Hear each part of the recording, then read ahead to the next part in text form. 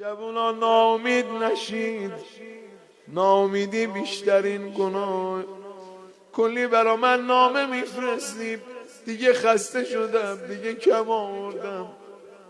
به خدا خوب نیست آدمی که امام رضا داره نباید اینجوری حرف بزنه.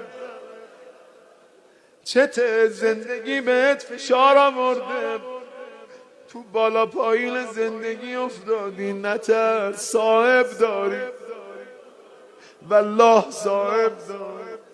اومد پیش امام صادق، گو آجاد شده شما یادی از ما بکنید، اصلا شما ما رو میشناسید اینجوری یا نه؟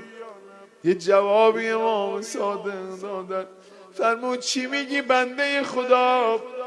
شما بچه شیعه سرتون درد میگیره، من امام صادق سرم درد میگیره. ما از مادر به شما مهربون تریم، مگه میشه ما شما رو یاد نکنیم؟